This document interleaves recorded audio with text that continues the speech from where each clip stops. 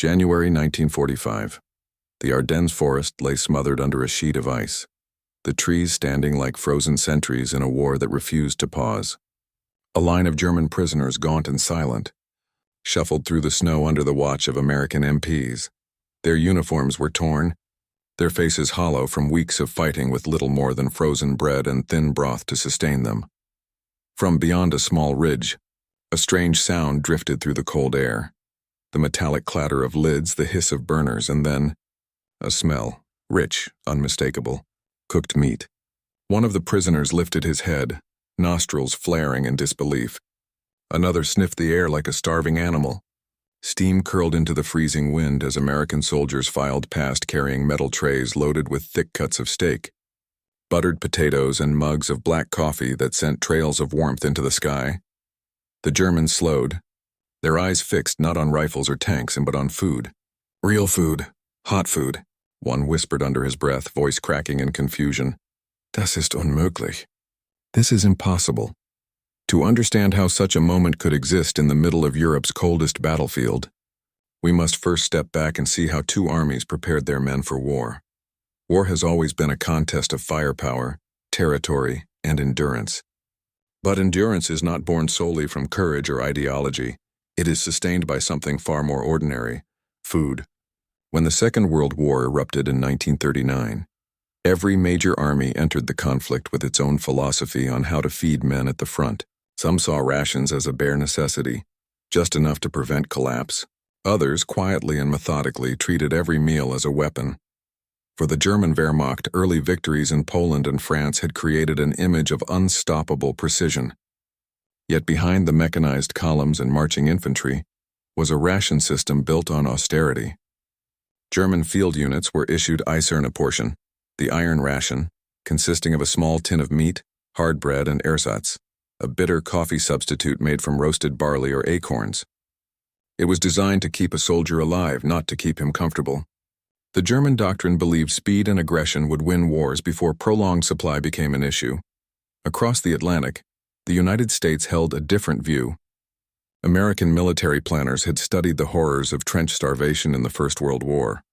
They knew that a soldier's morale could fracture not from bullets, but from hunger. By 1940, the U.S. Quartermaster Corps had already begun experimenting with caloric density, shelf stability, and psychological comfort. For them, food wasn't just nourishment, it was a message that said, you are valued. You are supplied. You will not be abandoned out here. At the outbreak of the war, the U.S. introduced a classification system for rations designed to match conditions in the field. C rations for combat patrols, K rations for airborne and assault troops, and B rations reserved specifically for field kitchens, hot meals, cooked close to the front and distributed under active combat conditions, each one meticulously calculated: proteins to maintain muscle under stress, fats to sustain body heat in cold campaigns, and sugar to shock the nervous system back into alertness after battle. Germany relied heavily on requisitioning from local populations, a practice that initially boosted supply during rapid offensives but soon turned into a liability. As the war dragged into the Soviet Union and later into Western Europe, local resources were either destroyed, evacuated, or simply insufficient to feed an army stretched across thousands of kilometers. Thin soups made from scavenged vegetables and horse meat became common, especially during winter campaigns. In contrast, American logistics functioned like a circulating bloodstream. Trains, trucks, and Liberty ships moved in rhythm. From Midwestern cattle yards to European ports, from canning factories to frontline field units, the U.S. supply chain became a relentless pipeline. A single American infantry division consumed over 700,000 pounds of food per month, and military planners made sure it arrived, even if it meant building temporary rail lines through mud or flying crates of rations under enemy fire. To the German command, this level of consumption seemed excessive, even decadent. A Wehrmacht officer once wrote, "The Americans waste more on one meal than some of our men will see in a week." It was not just sustenance, it was a psychological barrier, invisible yet crushing. A German soldier ate to survive. An American soldier ate to fight. By the time U.S. forces landed in North Africa in 1942, they brought with them not just tanks and artillery but rolling field kitchens, Compact, furnace-equipped trailers capable of producing 10,000 hot meals per day, just miles from active fighting. They ran on gasoline, used lightweight aluminum cookware, and could be set up in under 20 minutes. To a German infantryman surviving on cold bread and substitute coffee, the idea of steak and real coffee on the battlefield sounded like Allied propaganda, until the day they saw it themselves. This contrast in philosophy did not happen by accident. It was rooted in national industry, agricultural surplus, and a cultural expectation that even in war, the American soldier should not be denied basic dignity. For the German soldier, hardship was expected. For the American, hardship was something to be answered with engineering. As the conflict deepened, these two doctrines, austerity versus abundance, would collide on the frozen battlefields of Europe. Long before American troops set foot in Europe, decisions made during the Great Depression shaped how the United States would feed its soldiers in the next great conflict. The economic turmoil of the 1930s had forced the government to reevaluate national food production and distribution. Massive agricultural surpluses, particularly in grain, beef, and dairy, prompted investment in food preservation research. Universities and government agencies began studying calorie retention, protein degradation, and the psychological effects of meal quality on labor productivity. These studies, originally intended to aid struggling communities and industrial workers, would later become the backbone of U.S. military ration doctrine. When war loomed, the Quartermaster Subsistence Research Laboratory in Chicago began converting civilian nutrition science into battlefield survival strategy. They designed meals not only to be portable, but to improve combat effectiveness by stabilizing blood sugar and reducing fatigue. Soldiers were not just numbers in a supply list. They were biological engines, and engines needed fuel. At the same time, the United States harnessed its vast industrial base. Food production lines that once packaged canned beans for grocery stores were retooled to seal high-protein meat portions for combat rations. Assembly lines that once produced kitchen stoves were converted to manufacture portable field burners, capable of functioning in mud, snow, and rain. This adaptability meant that when mobilization began, the U.S. Army didn't struggle to improvise. It simply redirected an already massive food production machine. Germany, by contrast, entered the war with calculated ration strategies, but without the same agricultural depth. The Reich food estate centralized control, rationing bread, meat, and fats not just for civilians but for the military. Ersatz products, substitutes made from chicory, acorn, or potato starch, became common not because of innovation but necessity. Coffee was replaced. Butter was replaced. Even chocolate was replaced. Where Americans fortified rations with vitamins and sugars for combat performance, Germans issued stretch rations, deliberately diluted to extend supply lines. The doctrine prioritized frontline offensives, assuming that rapid victories would solve food shortages by capturing enemy supplies. It worked in 1940. It failed by 1943. The contrast became most visible in North Africa and Italy. U.S. field kitchens followed close behind advancing rifle companies, setting up hot meal stations even under artillery threat. German and Italian units operating with extended supply lines and insufficient fuel reserves often resorted to slaughtering livestock or boiling canned soup over makeshift fires. It was during this period that captured Axis soldiers first reported their astonishment at American food logistics. Interrogation reports recorded one Italian officer saying, "Your soldiers eat like officers. Our officers eat like prisoners." American doctrine went beyond feeding. It rotated units off the line just long enough to receive hot rations. Even a single hot meal could restore morale for days. Studies later showed that combat units receiving regular hot rations had 35% fewer exhaustion-related collapses compared to units surviving on cold packs alone. But to transport hot meals, you needed mobility, fuel organization, and trust that the supply line would hold. The U.S. Army invested heavily in GMC CCKW trucks, the iconic deuce and a half, not just for ammunition, but specifically for field kitchen mobility. The trucks carried burners, kettles, insulated coffee containers, and spice tins, because planners believed that seasoning increased food consumption and therefore calorie intake. This level of detail was unprecedented in military logistics. Meanwhile, German soldiers on the Eastern Front learned to ration even water. Their diaries spoke of days where they melted snow just to fill canteens. Ersatz coffee, a bitter black liquid made from scorched barley, did little to warm morale in negative 30-degree wind. They marched hungry, because doctrine said speed mattered more than stew. The U.S. Army believed the opposite, that a well-fed soldier would move faster in the long run than a starving one sprinty. Into exhaustion.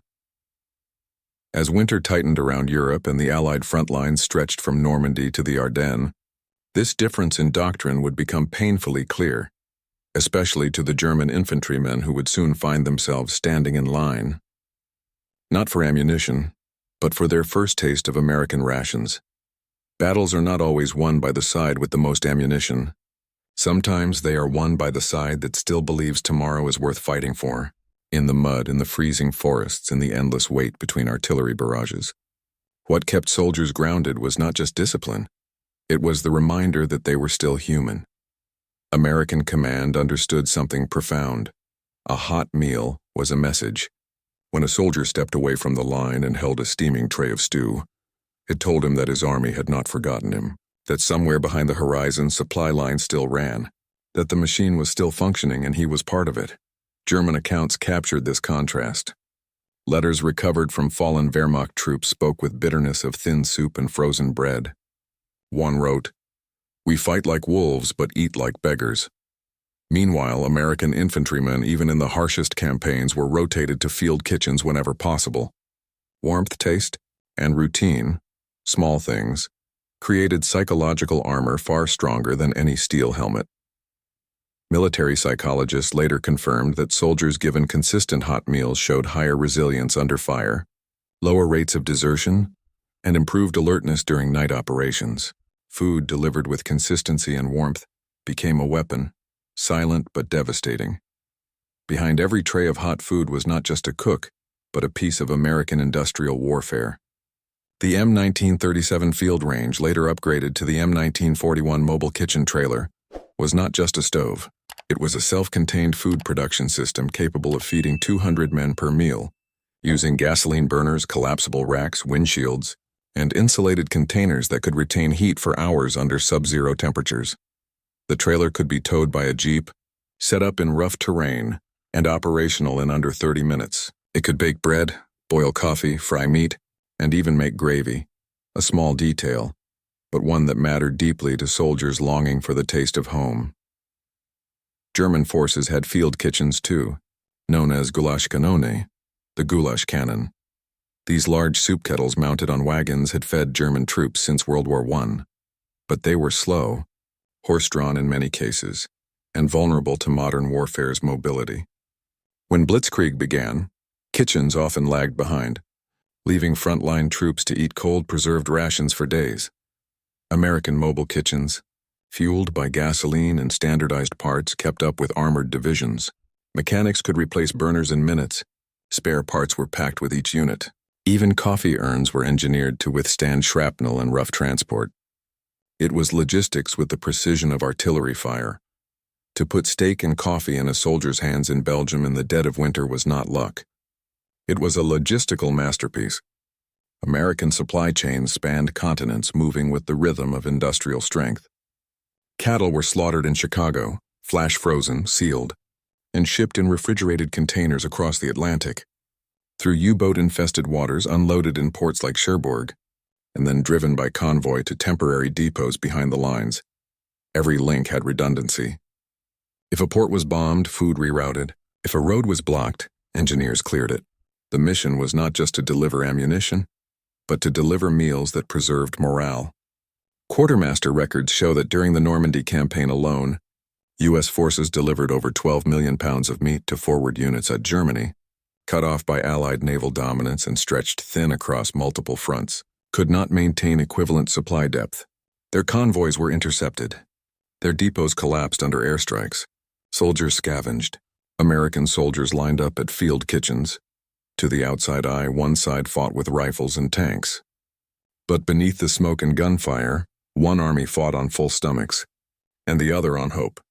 For many German soldiers, their first real encounter with American rations came not on the battlefield, but after capture. Wehrmacht reports from 1944 contain stunned observations. Their prisoners eat better than our fighting men. These were not exaggerations meant to demoralize. They were genuine statements written in frustration. Interrogation records held by Allied intelligence note repeated questions from captured German officers. Do all American soldiers eat like this? Some POWs initially believed the meals were staged for propaganda, but after days of consistent hot food, meat, potatoes, bread with real flour, and coffee that tasted like coffee, disbelief turned into silent acknowledgement. Inside POW camps, a different kind of psychological shift occurred. German soldiers, conditioned to accept hunger as a soldier's duty, saw their captors handing out steaming cups of coffee without hesitation. They saw American guards eating the same meals as common infantrymen. No separate officers' mess, no visible hierarchy in food quality. It was a cultural shock. Some German prisoners later wrote memoirs expressing how this moment changed their understanding of the war. Not because of defeat in battle, but because of defeat in supply. They realized they were fighting an enemy not just with bigger guns, but with a stronger belief that every soldier's life was worth feeding. In high command meetings, logistics officers often faced a simple question: fuel or food? But General Eisenhower made his preference clear: troops that eat will fight. Patton, known for his aggressive tactics, was equally adamant that his men receive hot meals whenever possible. He once said, "Good food makes hard men harder." The U.S. Army's logistical doctrine revolved around a central concept: combat effectiveness is a direct function of human endurance. Ammunition without morale was useless. Distance marched on empty stomachs turned victories into withdrawals. That is why field kitchens were attached to nearly every regiment and pushed forward aggressively, even under fire. This leadership mindset contrasted sharply with German command, where rations were secondary to momentum. Blitzkrieg doctrine assumed short campaigns, so long-term food supply planning was minimal. When campaigns extended in Russia, in the Ardennes in Italy, rations dwindled, and morale followed.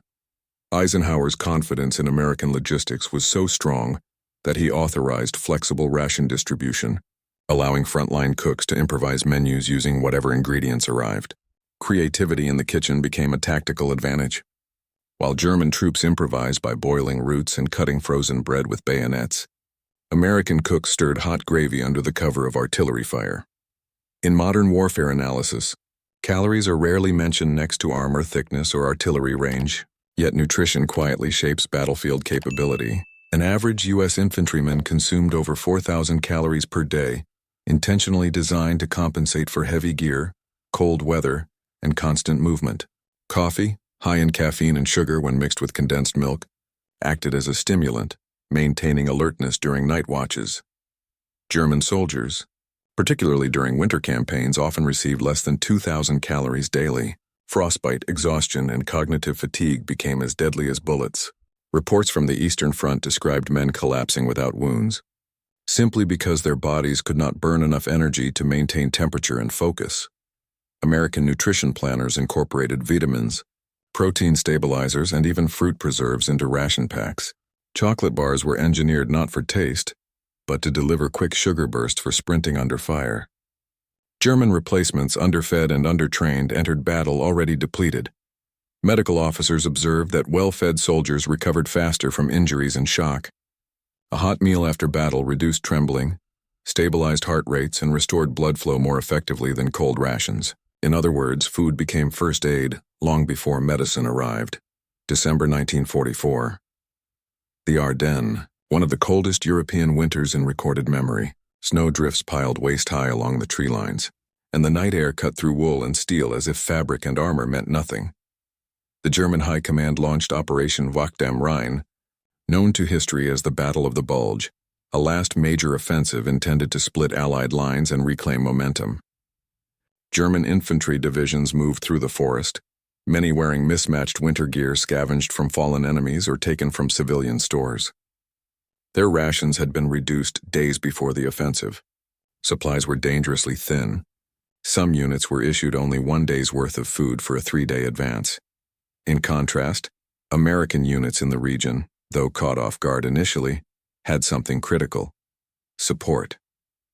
As frontline companies braced under sudden assault, behind them field kitchens were ordered to remain operational at any cost.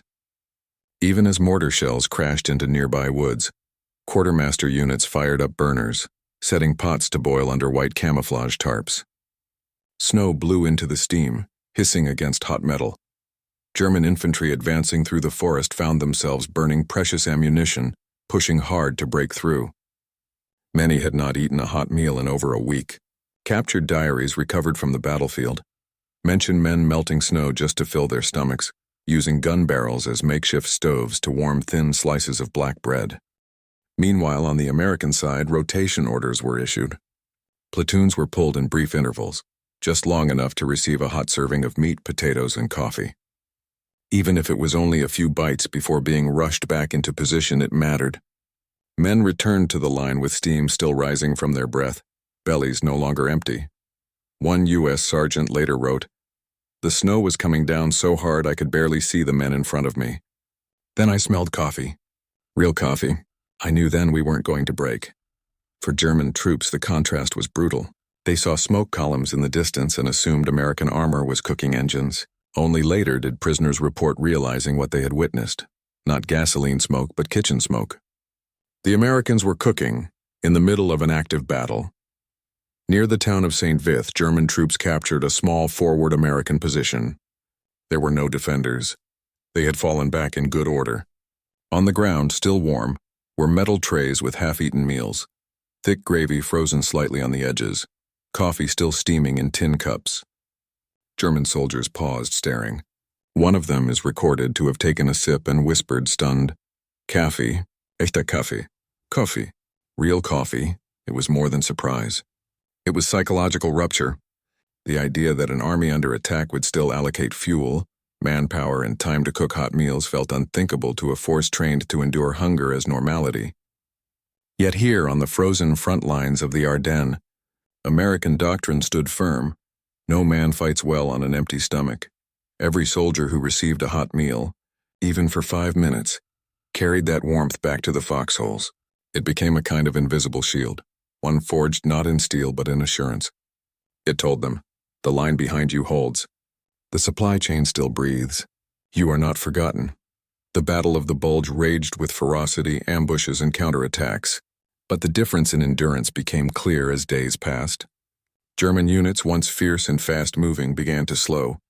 Reports from Allied intelligence described German prisoners exhausted not just from fighting, but from hunger and cold. Their hands shook as they were escorted behind American lines, not from fear but from physical collapse, and waiting just beyond the wire was the scent of food. As the German offensive stalled and Allied counterattacks began pushing back through the Ardennes, thousands of German soldiers found themselves cut off, surrounded, or forced to surrender. They emerged from snow-covered forests in small groups, hands raised, rifles discarded, lips blue from cold. American MPs processed them quickly, guiding them toward makeshift holding areas. But even before questioning began, even before identity checks were conducted, something else caught the attention of these exhausted men. Field kitchens, set up just beyond the holding zones, U.S. cooking units continued their operations without pause. Large metal pots simmered over controlled flames. Massive coffee urns hissed and clicked. The smell of real beef fat, fresh bread, and brewed coffee drifted across the wind, a smell alien to men who had grown used to scorched barley substitute and stale black bread. In interrogation, logs preserved after the war, American officers noted a consistent reaction among captured Germans: disbelief. One POW reportedly stared at a cook ladling thick stew into a line of waiting soldiers and muttered, "Are they celebrating something?" He was told plainly that this was a standard meal. No celebration, no holiday, just another day in the U.S. Army. Some POWs tried to rationalize it. They assumed these were rear echelon troops, not frontline infantry. But then they saw American riflemen, dirty, mud-streaked, clearly just returned from combat, filing through with mess kits in hand. No special treatment for rank. No rations hidden for officers. Everyone ate the same. An American medic recorded a telling moment. A German officer, still clinging to rigid Prussian formality, watched a young U.S. private receive a full tray of steak and potatoes. He stepped forward, still dignified despite his ragged coat, and asked in a controlled voice, "Do your generals also eat this?" The reply was simple, delivered without arrogance. "Sir, everybody eats this." The officer reportedly said nothing more. He simply stepped back, eyes lowered, as if something far greater than defeat in battle had just been confirmed. German military intelligence, even before the Ardennes, had begun to suspect that American field conditions were significantly superior. But observation reports now arriving from captured officers spoke in a different tone. They no longer criticized American excess, they warned of it. One report, later declassified, stated, "The enemy soldier fights with confidence because he knows his army takes care of him. His rations are a weapon." This moment, this realization, marked a turning point deeper than tactical maps could show. It wasn't about territory gained or tanks destroyed. It was about the shattering of an assumption, the belief that suffering was a necessary badge of the warrior. For German troops, hunger had been normalized. Cold had become expected. The idea that an army would spend resources to ensure even its lowest-ranking men had hot meals seemed almost decadent. Yet here it was, undeniable, steaming in the winter air. As POWs were processed, many could barely hold their cups. Their hands trembled so violently from starvation and frostbite that American medics had to guide the mugs to their lips. Some wept quietly, not from fear or pain, but from the simple shock of warmth spreading through their bodies after weeks of cold numbness. To an outsider, this might have looked like a minor detail in a massive war. But to the men who lived it, this was a moment of profound clarity. Machinery, weapons, and strategy mattered, but so did coffee. So did soup. So did the belief that someone, somewhere, cared enough to make sure you didn't fight on an empty stomach. By the time the Battle of the Bulge drew to its bitter end, thousands of German POWs would whisper the same sentence, repeated in diaries and interrogation notes.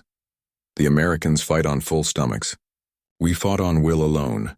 And slowly, inevitably, will began to break. As the Battle of the Bulge raged on, the contrast between the two armies was not just in tanks, artillery, or air support, and it was in something far more basic: survival through food. On the German side, rations had collapsed into desperation. What was once the efficient Wehrmacht Verpflegungssatz, a structured daily ration, had deteriorated into whatever could be scraped from abandoned farms, looted villages, or butchered horses dragged in from the frozen roads. The official Wehrmacht ration at the start of the war delivered 2,700 calories per day. By late 1944, that number had fallen to barely 1,200, often consisting of a stale chunk of black bread, a smear of margarine, and thin soup brewed from frozen potatoes or whatever animal bones could be found. Some German soldiers roasted sawdust-mixed flour just to simulate the feeling of eating something warm. The Americans, by contrast, marched with the power of an industrial nation behind every step. Each U.S. soldier was allocated 4,000 to 4,500 calories daily, packed into K rations, C rations, and fresh field-prepared hot meals. While German troops brewed Ersatzkaffee, fake coffee made from burnt barley, U.S. troops poured steaming real coffee from thermos-lined 10-gallon insulated containers, specially designed to stay hot even at 20 degrees. Even in forward combat zones, U.S. field kitchens deployed folding stoves, insulated mess kits, and G527 mobile kitchen trailers attached directly behind the frontline supply trucks. These kitchens could serve 200 men in under 30 minutes. And every component, from fuel cans to ladles, was standardized to fit anywhere in the supply chain. In the German trenches, men gnawed on frozen bread so hard it cracked teeth. In the American foxholes, soldiers stirred hot beans and franks with spoons, steam rising as artillery thundered in the distance. One U.S. sergeant wrote in his diary, "The Germans fight hard, but they fight hungry. We fight warm." Logistics had become a weapon, and the stomach was its battlefield. While most armies planned their supply around bullets and fuel, the United States added one more strategic asset to the list: heat-controlled mobile food delivery under fire. It wasn't a luxury, it was a doctrine. The U.S. Army Quartermaster Corps developed a specialized system built around the M1937 field range and the G527 kitchen trailer, a compact mobile kitchen unit that could be hitched behind a Jeep or deuce-and-a-half truck. Inside this steel box on wheels were fold-out burners, fuel compartments, spice containers, roasting pans, coffee urns, and even built-in grease traps. It was a factory of warmth and calories dragged directly into war. Each mobile kitchen had a designated mess sergeant, a role so respected that commanders often considered him just as critical as the radio operator or machine gun crew. These men were trained to set up a functioning hot meal station in under 12 minutes, even under shell fire. They learned to dig shallow stoves, redirect smoke to avoid detection, and serve while artillery landed in the tree line nearby. German intelligence reports recovered after the war reveal just how baffled Wehrmacht officers were by this system. In one intercepted message, a German officer noted, "The Americans carry cooking machines with them. Their men drink hot coffee even during artillery bombardment. Morale appears unaffected by weather." To the Germans, the sight of mobile coffee distribution under combat conditions seemed almost unreal. Their own field kitchens, Gulaschkanone or goulash cannons, were efficient in 1940 during fast blitzkrieg campaigns. But by 1944, fuel shortages, air superiority loss, and constant movement forced German kitchens to remain far behind, often never reaching the front line before positions were overrun or abandoned. The American kitchen, however, followed the fight like a shadow. A soldier might fire his rifle, rotate back for resupply, and in that brief moment, receive hot stew, bread, and a cup of coffee before returning to the line. It wasn't just nourishment, it was a psychological reset, an anchor of sanity in chaos. The Germans had tanks and artillery. The Americans had tanks, artillery, and hot meals on wheels. A warm meal doesn't just feed the body. On a frozen battlefield, it feeds the will to fight. American commanders understood something fundamental. A soldier who feels cared for fights harder and longer. Food became more than logistics. It became psychological armor. Imagine a snowy forest in the Ardennes. Artillery shakes the ground. Trees splinter into deadly shards and frost clings to every surface. German troops dug into foxholes without proper winter gear, boil snow just to drink something warm. Their bread is frozen solid. Hunger gnaws as severely as the cold. Just a few hundred yards away, American soldiers, also under fire, form a quick rotation through a makeshift mess line. Steam rises from metal trays as cooks ladle beef stew, cornbread, beans, and thick gravy into mess kits. Thermos units hiss open, releasing the rich smell of real coffee. A battered radio plays Glenn Miller faintly through static. For a brief moment, it doesn't feel like war. And that moment is everything. A German POW later recalled in an interrogation report. "We thought the Americans were just like us, cold, starving. Then they captured some of our men, and we heard they were eating like at home. It was unbelievable.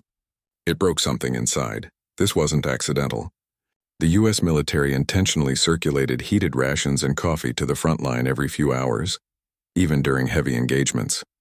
Field manuals emphasized, "A hot drink is a weapon. Use it." Meanwhile, the Wehrmacht's collapsing supply network meant that hot meals were considered a rear-line privilege, not a front-line expectation. German officers warned troops not to expect consistent rations. Some divisions operated on captured American food just to sustain themselves. To a war-hardened German soldier, being captured and handed steak, bread, and coffee by the enemy was more than surprising. It was morally disorienting. Many POWs admitted that the moment they saw American food discipline, they realized they were fighting an enemy powered by an entire nation's industrial and emotional investment. Morale can't be measured like ammunition. But in these moments, it proved just as lethal.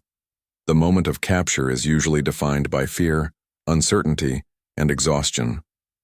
But for thousands of German POWs on the Western Front, it was defined by disbelief. Disbelief at the food. When German prisoners were marched to American-controlled holding areas, they braced themselves for hunger. In their own ranks, prisoners received the lowest priority in rations, often reduced to watery soup and crusts of bread. Many expected their captors to treat them harsher. Instead, they smelled something they hadn't encountered in months: grilled meat, coffee, fresh bread. A captured Wehrmacht corporal from the 26th Volksgrenadier Division reportedly stared in silence as American cooks loaded trays with steak, potatoes, boiled vegetables, and thick brown gravy. He whispered to another prisoner, "They eat like this. At the front, some POWs refused to eat at first, suspecting it was a trick. Others broke down in tears while chewing their first hot meal in days. Reports from the U.S. Army Service Forces describe German POWs offering cigarettes, medals, even personal knives just to stay near the kitchen areas, convinced this treatment was temporary. But it wasn't charity. It was systematized superiority. American mess lines ran like clockwork even for enemy prisoners. Each POW was processed, given water, issued a full-calorie ration almost identical to U.S. troops, and assigned to organized eating stations. Many German officers were stunned to see POW camps equipped with dedicated kitchen zones, fuel allocations, and trained cooks just for captured enemies. One American interrogation officer noted in his report, "They seemed more shocked by the food than by their defeat." When news of this spread among German units still fighting, a strange effect occurred. Deserters began approaching American lines waving white cloths and shouting, "Kaffee! Kaffee!" rather than Hilfe or Kamerad. It was hunger, not fear, that broke discipline. Food became not just a logistical tool, not just morale support, but psychological warfare through abundance. As one German POW quietly said while sipping an American-issued coffee from a steaming tin mug, "You were fighting with factories. We were fighting with our stomachs." Behind every steaming cup of coffee on the front lines, there was an entire industrial empire in motion. The United States didn't just send men to war. It sent factories, assembly lines, railroads, packaging plants, refrigeration units, and fuel convoys. It created a war ecosystem designed to keep a soldier not just armed, but fed like a factory worker back home. In 1944 alone, the U.S. military produced over 100 million canned meals per month. Massive packaging facilities in Chicago, New Jersey, and Pennsylvania worked around the clock, loading trains with C rations, K rations, Spam tins, dehydrated eggs, powdered milk, and coffee bricks. These trains ran like arteries to the ports, where Liberty ships carried food just like ammunition. Each GI mess kit was standardized across every division, meaning that a cook in Normandy could replace parts using stock shipped from New York without delay. The Quartermaster Corps even coordinated with private companies like Maxwell House and Heinz, specifying exact calorie counts and durability requirements that could survive airdrops, saltwater exposure, and artillery shockwaves. German engineers examining captured U.S. ration tins were stunned to find vacuum-sealed coffee bricks, sugar tablets, and even chewing gum for stress relief and jaw exercise to maintain soldier alertness. This wasn't just food. It was engineered morale. The mess line wasn't a simple military routine. It was the visible, front-facing tip of a nation converted into a food production war machine. And that machine never slept. When the war began in 1939, German troops marched with confidence in full ration bags. The Wehrmacht supply system was designed under the assumption that battles would be short, swift, and decisive. Blitzkrieg doctrine expected victories within days, not drawn-out months in frozen forests or bombed-out villages. Rations were calculated for movement, not endurance. At the start, German troops received Eiserne Portionen, emergency iron rations, including canned meat, hard bread, dried sausage, and coffee substitute. But as fronts expanded and Allied bombing shredded German rail lines, entire divisions went days without proper supply. What began as organized logistics degenerated into survival scavenging. By late 1944, many German soldiers in the Ardennes offensive were issued rations for 3 days and ordered to make them last 10. They roasted stolen potatoes in steel helmets, scraped burnt flour from pan bottoms, and boiled grass and tree bark to flavor water. A diary entry from a German fusilier read, "We no longer eat to live. We chew so that our minds forget the cold." Meanwhile, German Gulaschkanone field kitchens, once efficient and beloved by troops, became useless. Fuel reserves were prioritized for tanks, not for heating food. Many kitchens were abandoned in the mud, their wheels frozen in ice, while cooks were reassigned to rifle duty. Horses, once used to haul supplies, became food themselves. In contrast to the American mess lines rumbling forward behind the infantry, German kitchens moved backward, retreating faster than the front could ever hope to stabilize. The Wehrmacht still fought hard. but it fought on empty stomachs and freezing hands. To the American infantrymen, coffee was more than a drink. It was a ritual, a moment of grounding in a world torn apart by artillery and chaos. It became so deeply ingrained in U.S. military culture that soldiers referred to coffee not by name, but simply as Joe. The nickname G.I. Joe wasn't born from Hollywood. It was born from the image of a soldier with a rifle in one hand and a tin mug in the other. U.S. Supply Command issued over 250,000 pounds of coffee per day to frontline units during major campaigns. Quartermasters joked that an American rifle division runs on gasoline and coffee in equal measure. Each ration pack included instant coffee bricks, sugar tablets, and even small paper packets of creamer. Soldiers learned to heat it in helmets, canteen cups, even using rifle barrel heat when fires were too risky. A combat medic in the 2nd Infantry Division wrote, "Coffee was the only time we remembered we were still human." American officers understood this deeply. Before attacks, during lulls in shelling, or after night watches, mess runners would move through the trenches with insulated containers, pouring coffee into every waiting cup. Even wounded men in field stations were handed coffee before morphine, not as treatment but as comfort. German POWs who observed this ritual couldn't believe it. For them, warm drinks were a luxury reserved for rest areas far behind the line, never in active fire zones. But for the Americans, hot coffee in a foxhole was a declaration. We're not just surviving here.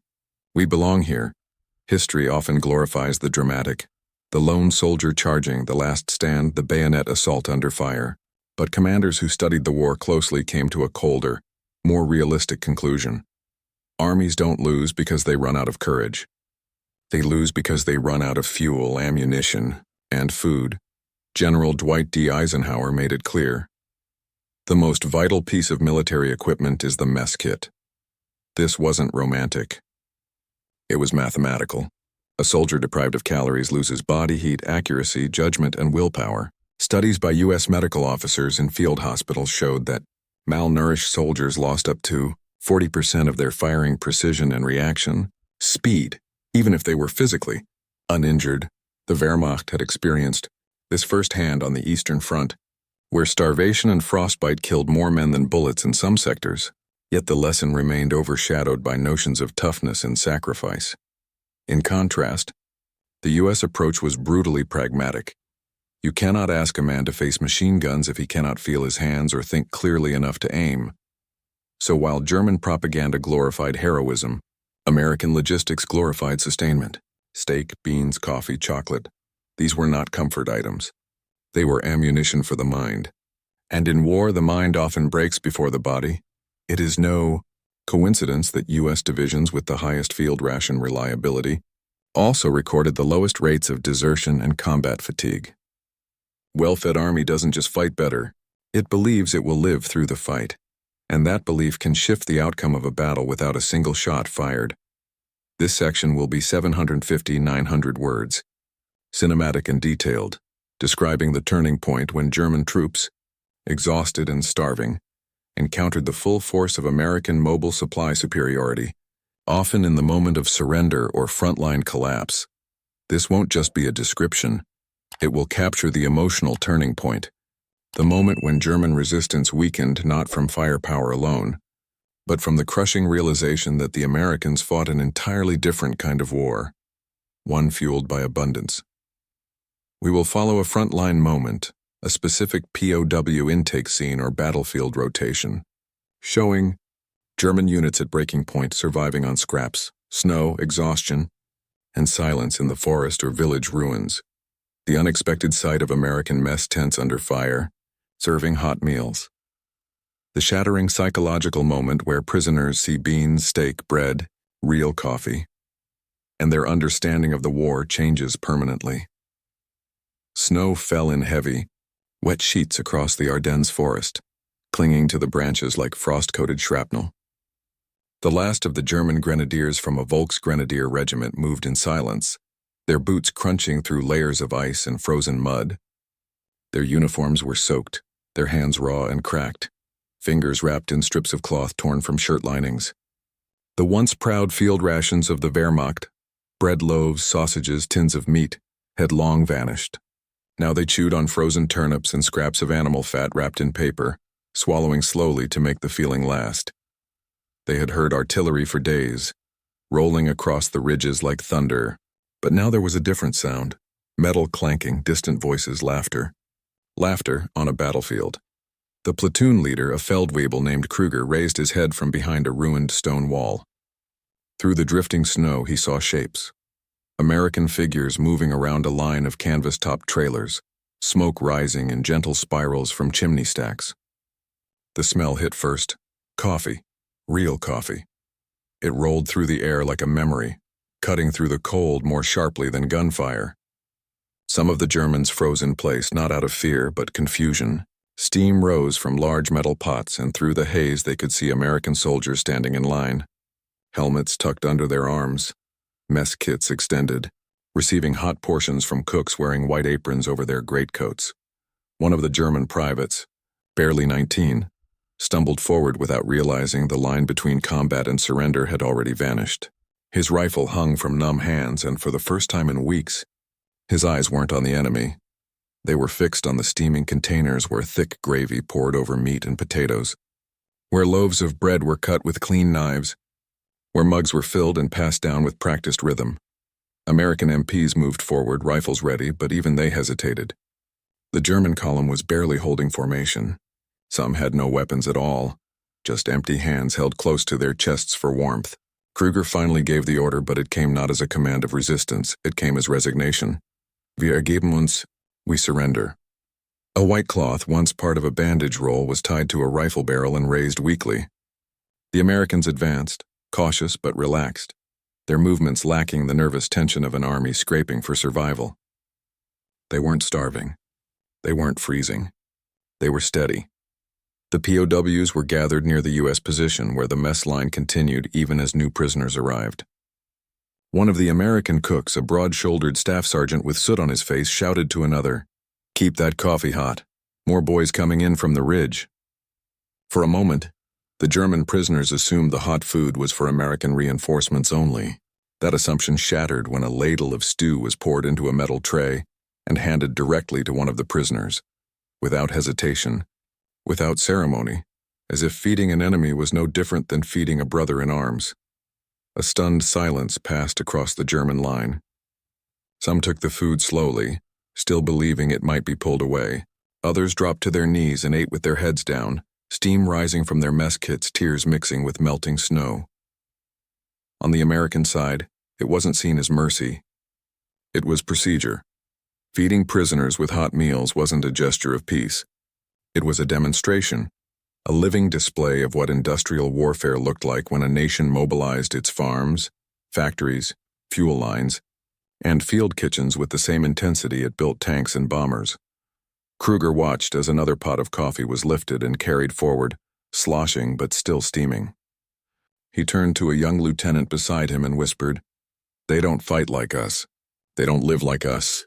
The lieutenant didn't respond. He didn't need to.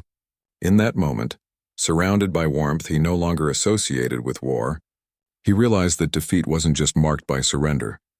It was marked by the realization that the enemy had been fighting a different kind of war all along, a war of comfort against cold, abundance against scarcity, a hot meal against hunger, and that quiet moment, not marked by gunfire, but by the sound of ladles striking metal trays, was the true turning point.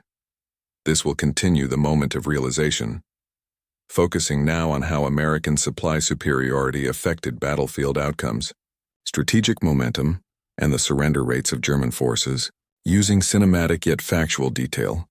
It will carry the narrative forward into organized POW processing, mess line discipline, and the shocking efficiency witnessed by German officers who expected chaos but instead saw a war machine that fed, housed and processed even its enemies with clockwork precision. This will be 750-900 words, continuing directly from the last line. No reset, seamless flow. The snowfall had eased, but a low fog clung to the ground like breath frozen in motion. The captured Germans were guided through a series of checkpoints, each marked by rope lines and wooden signboards, hastily marked with English words they could not read. But they didn't need translation. There was order, There was structure. There was food. American military police moved with calm efficiency, not rushing, not shouting. POWs were logged, tagged, and directed toward a processing station. And beside it, another mess setup continued operating without pause.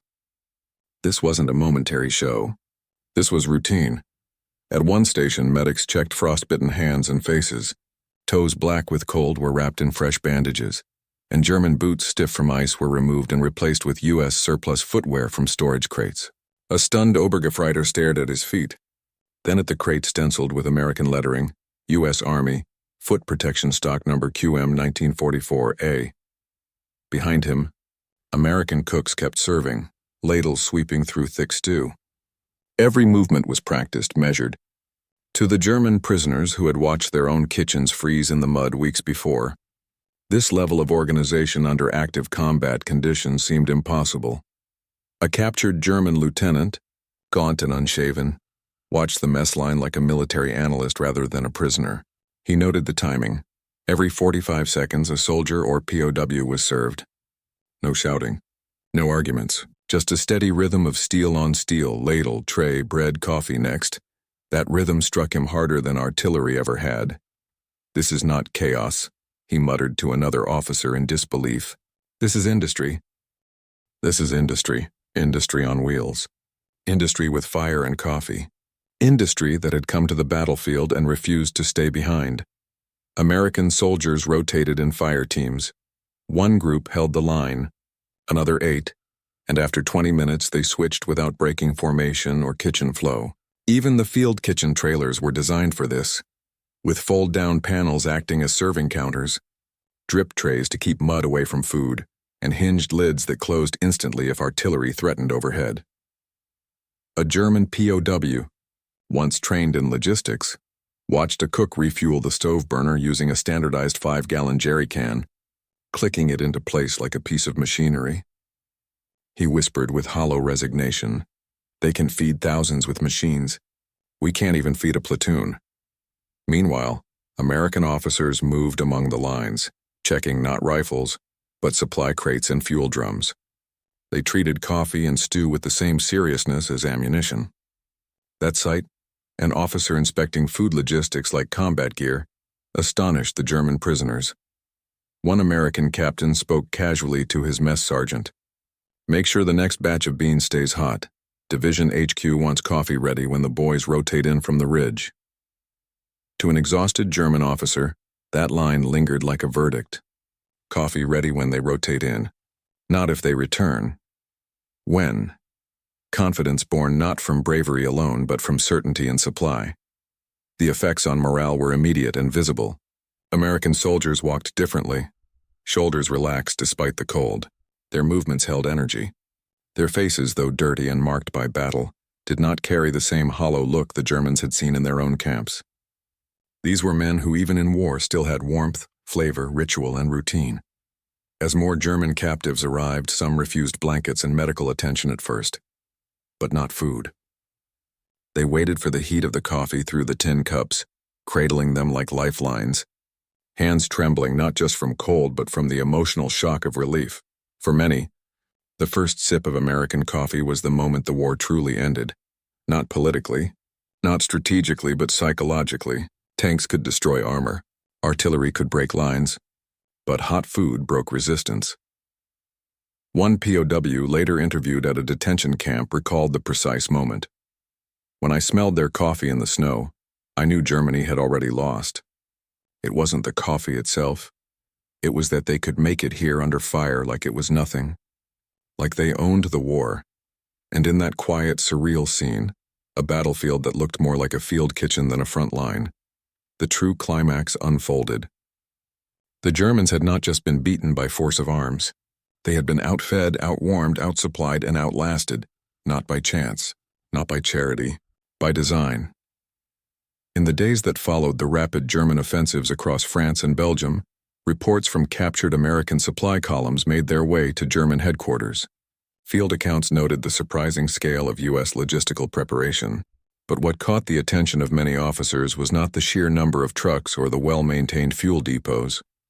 It was the mobile kitchens, German soldiers, hardened by years of ration cuts, ersatz replacements, and the grinding bureaucracy of their own supply chain, initially treated the American field kitchens as curiosities.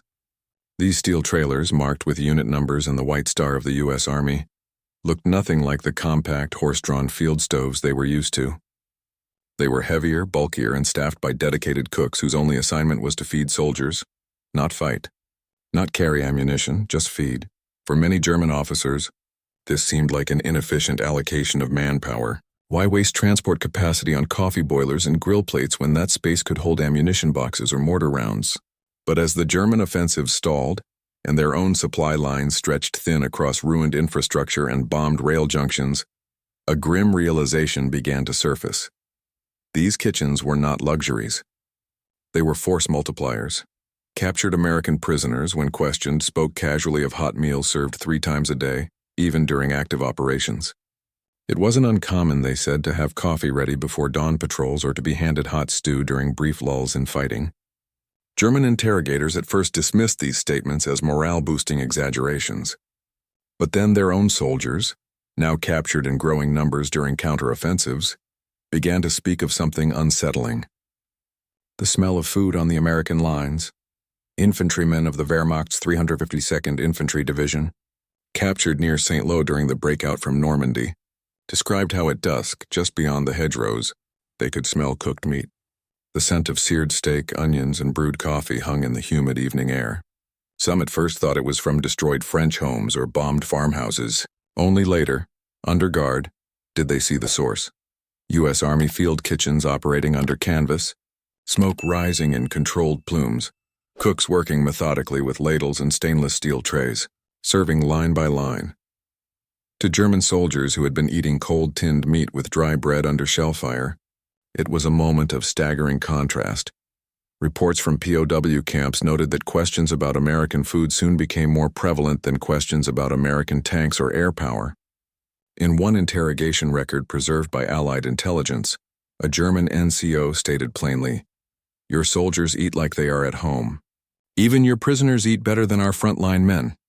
The officer taking the statement marked it with a simple note: morale impact high. It wasn't just about calories. The Wehrmacht ration system was structured for efficiency and movement. A soldier was expected to carry iron rations consisting of hard bread, tinned meat, and ersatz coffee substitute. He could survive on it for days, but survival was not the same as readiness. American doctrine, influenced heavily by World War I logistical failures, placed emphasis on keeping soldiers not just alive, but alert and psychologically stabilized. A hot meal was not classified as comfort. It was categorized as combat sustainability. By mid-1944, U.S. Army Quartermaster reports noted that a single field kitchen could serve over 200 men within 1 hour. The kitchens were modular, meaning they could be hitched to vehicles, moved at short notice, and set up within minutes. They were built with drainage channels, grease management, and detachable stovetop components that could function even if parts of the unit were damaged. German supply officers, upon inspecting captured equipment, were surprised at the level of engineering dedicated solely to feeding troops. The Wehrmacht had its own Gulaschkanone. The Gulasch cannon, a mobile field stove introduced during World War, but with fuel shortages and constant frontline repositioning, these units were often static, unable to support fast-moving troops. Many were left behind due to logistical collapse or destroyed by Allied air power. Meanwhile, American field kitchens moved with armored columns, with some units even establishing rear-line mess stations only a few kilometers behind active fighting. When German POWs were processed into Allied-controlled camps in France, Belgium, and later Germany, one of the most recorded moments of disbelief came not during interrogation but during the first meal distribution. Even in captivity, Americans provided hot coffee, bread, and occasionally meat stew to prisoners. To many captured Wehrmacht infantrymen, this was a moment of quiet shock. Some accounts describe German soldiers observing the serving line in silence before asking a guard, almost suspiciously, "Is this for us?"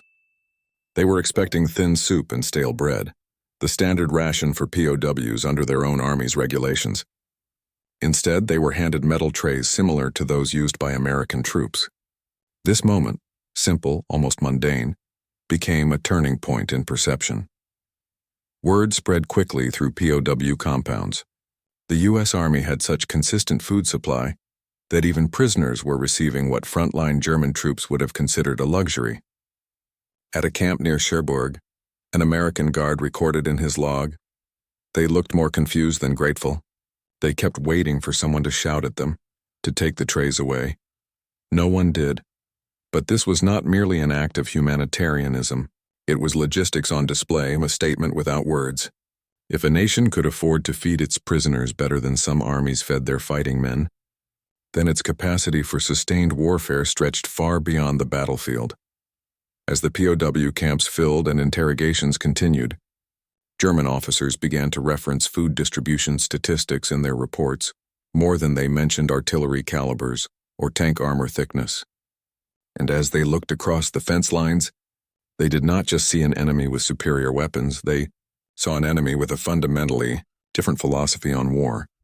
And that observation would become the bridge to the second part of the aftermath, where logistics, morale, and supply doctrine would be recognized as strategic weapons in their own right. As German prisoners settled into longer captivity, Allied intelligence officers began filing more detailed psychological evaluations. Many POWs showed signs not only of fatigue and malnourishment, but of a deeper, quieter realization.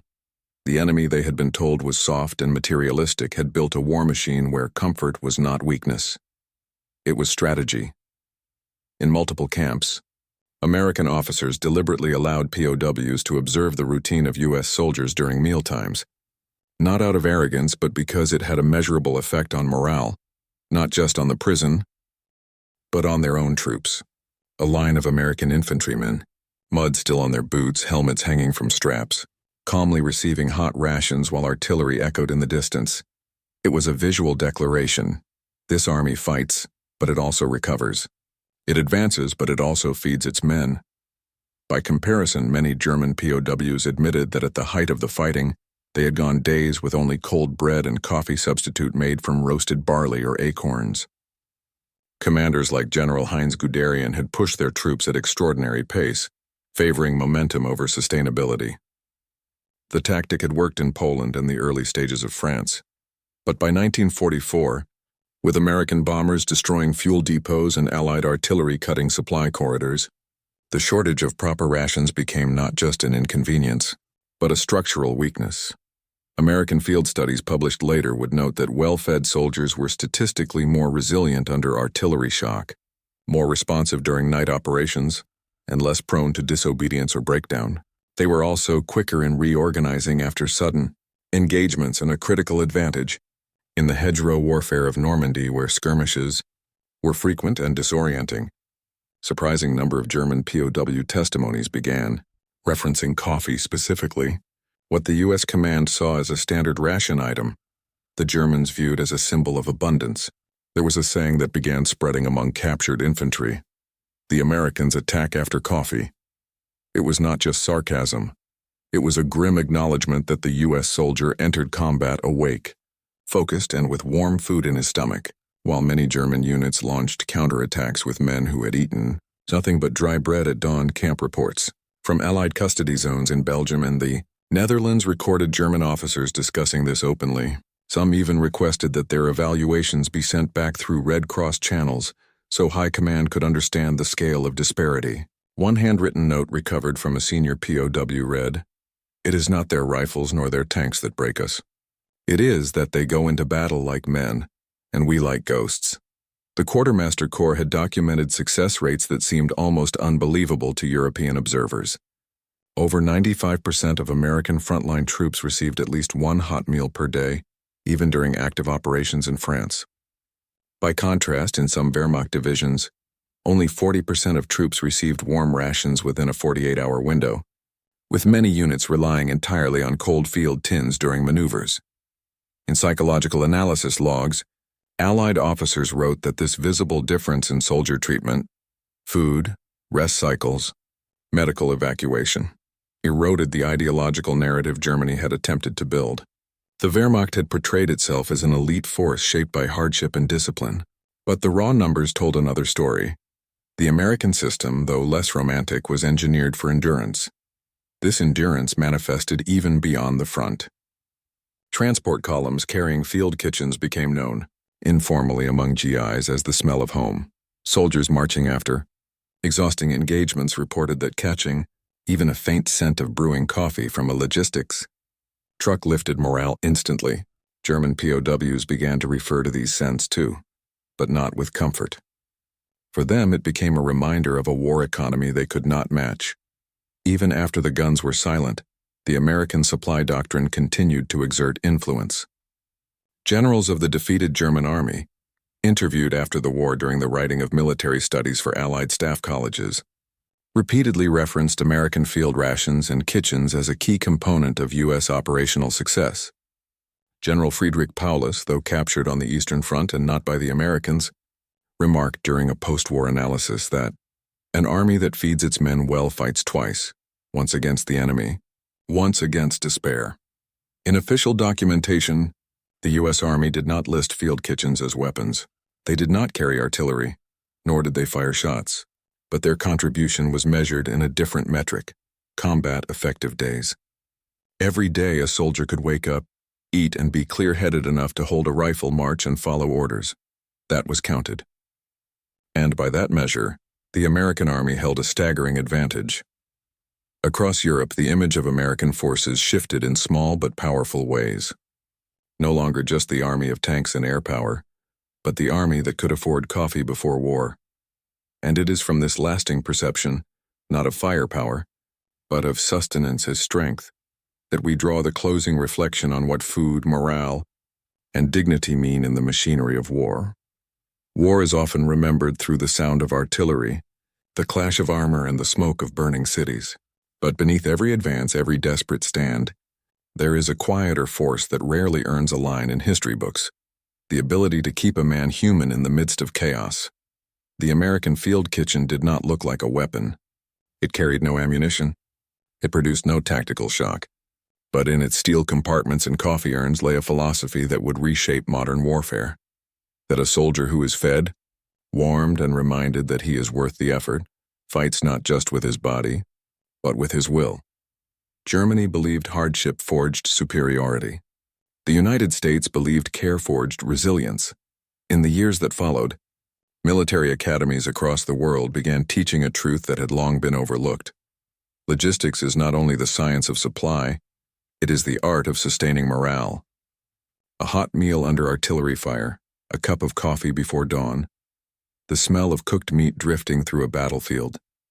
These moments did not change the trajectory of a single bullet, but they changed the mindset of the men holding the rifles. Many German POWs, when asked after the war what surprised them most about the Americans, did not mention the Sherman tank, the P-51 Mustang, or the endless convoys of trucks. They mentioned meals. They mentioned dignity. In the end, war is not only a contest of firepower, it is a contest of endurance. And endurance belongs not to the army that suffers the most, but to the one that sustains strength the longest.